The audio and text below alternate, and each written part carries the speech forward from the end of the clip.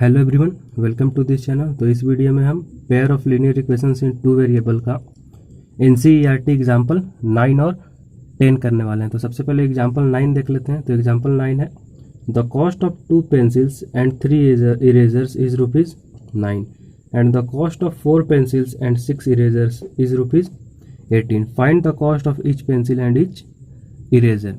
यानी कि 2 पेंसिल और 3 इरेजर का दाम कितना है? 9 रुपया। उसी तरह 4 पेंसिल और 6 इरेजर का कॉस्ट कितना है? 18 रुपया। तो हमें क्या करना है? Find the cost of each pencil, यानी कि एक पेंसिल और एक इरेजर का हमें कॉस्ट निकालना है। वो भी कौन से मेथड से? तो सब्सटीट्यूशन मेथड से। तो हम सबसे पहले क्या करते हैं, let the cost of each pencil be ₹x, यानी कि प्रत्येक पेंसिल की कॉस्ट हम क्या मान लेते हैं? x रुपया। एंड ए इरेजर भी ₹y, और प्रत्येक इरेजर का कॉस्ट क्या मान लेते हैं? y रुपया। इसके बाद हम क्या करते हैं, इक्वेशन बनाते हैं। तो यहाँ क्या कहा गया कि 2 पेंसिल और 3 इरेजर का कॉस्ट कितना है? 9 रुपया। तो एक पेंसिल का हमने माना है x रुपया, तो 2 पेंसिल का कॉस्ट क्या हो जाएगा? 2x। उसी तरह हमने एक इरेजर का कॉस्ट माना है y रुपया, इसीलिए 3 इरेजर का कॉस्ट कितना हो जाएगा? तो 3y। और इन दोनों को अगर ऐड कर देंगे तो हम, तो 2 पेंसिल का कॉस्ट यानी कि 2x प्लस 3 इरेजर का कॉस्ट यानी कि plus 3y, and that is equal to कितना दिया गया है? 9 रुपया। तो इसको हम किससे इक्वेट कर देंगे? 9 से। So 2x plus 3y equal to 9। ये हमारा कौन सा इक्वेशन बन गया? First equation. उसी तरह क्या कहा गया है कि 4 पेंसिल और 6 इरेजर, यानी कि एक पेंसिल का कॉस्ट हमने माना है ₹x, तो 4 पेंसिल का क्या हो जाएगा? 4x। और इसी तरह एक इरेजर का हमने माना है कॉस्ट y, तो 6 इरेजर का क्या हो जाएगा? 6y। सो यहाँ 6y। सो 4 पेंसिल का 4x प्लस 6 इरेजर का 6y, and that is equal to क्या है?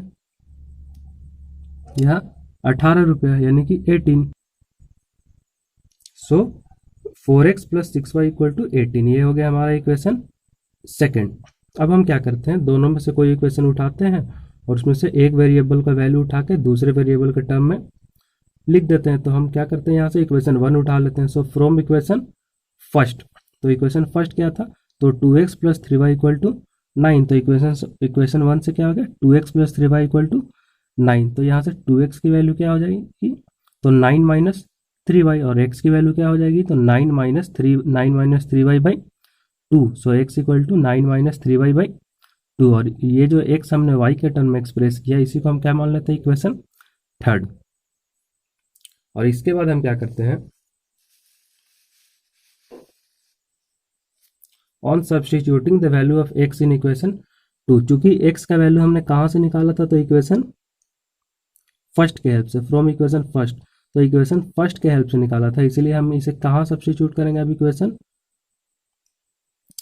2 में। तो इक्वेशन 2 हमारा क्या है? 4x plus 6y equal to 18। So 4 into, और x की जगह हम क्या लिख देंगे? 9 माइनस 3y बाई 2।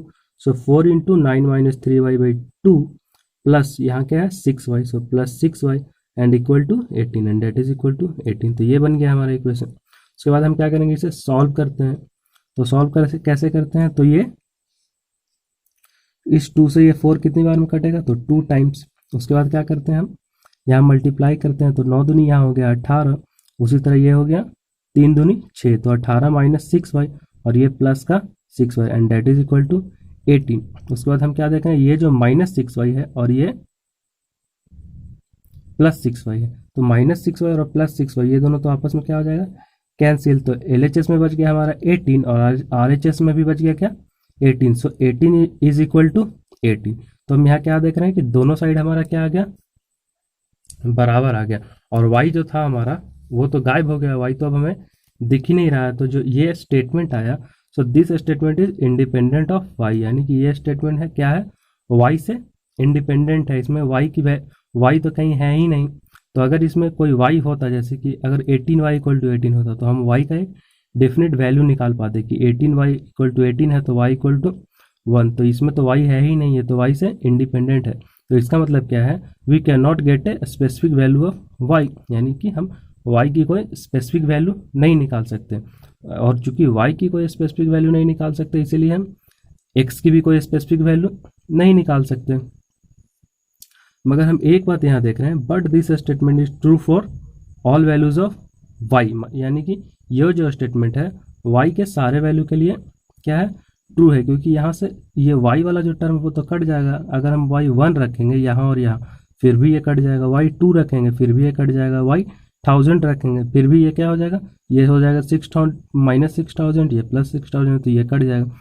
यानी कि y का अगर हम कोई भी वैल्यू लेंगे तो ये कंडीशन क्या हो जाएगा, सेटिस्फाई हो जाएगा। यानी कि हर y के वैल्यू के लिए ये कंडीशन सेटिस्फाई है, और हर y के कॉरस्पॉन्डिंग एक x भी होगा, तो उस y और x के पेयर के लिए भी क्या हो जाएगी, कंडीशन सेटिस्फाई हो जाएगा। तो चूंकि हर y के लिए सेटिस्फाई हो रहा है, इसीलिए इसका नंबर ऑफ सॉल्यूशन, अगर इस ऐसा केस अराइज हो रहा है कि LHS और RHS दोनों क्या आ जा रहा है बराबर, तो उस केस में नंबर ऑफ सॉल्यूशन क्या हो जाएगा, इनफाइनाइट। सो इनफाइनाइट सॉल्यूशन हो जाएगा इस क्वेश्चन का आंसर। यानी कि हम एक पेंसिल और एक इरेजर का कोई डेफिनिट कॉस्ट नहीं बता सकते। नाउ नेक्स्ट क्वेश्चन,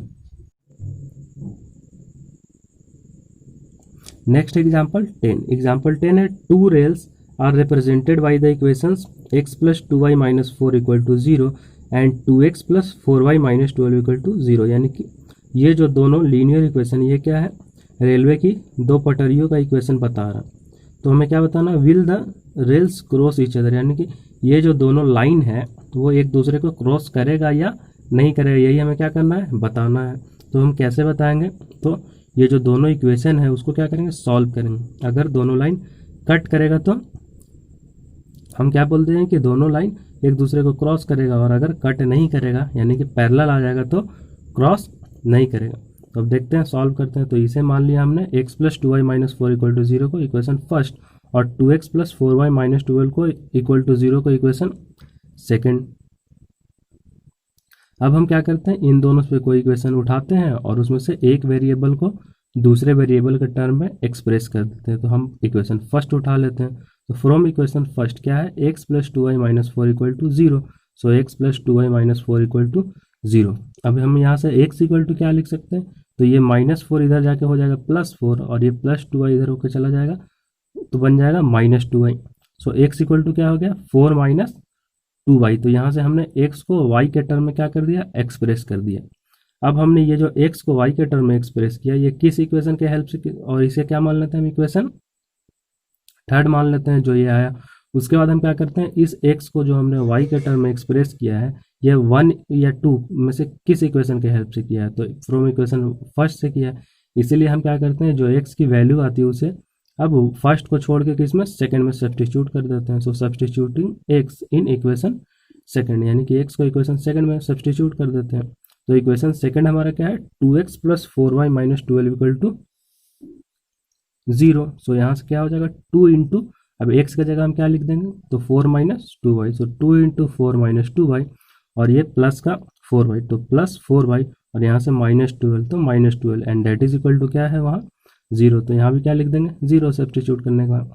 तो अब हमें क्या करना है, ये जो लाइन है इसे हमें सॉल्व करना है। तो ये हो गया 4 दूनी 8, और ये 2 × -2y यानी कि -4y, और ये हो जाएगा +4y और -12।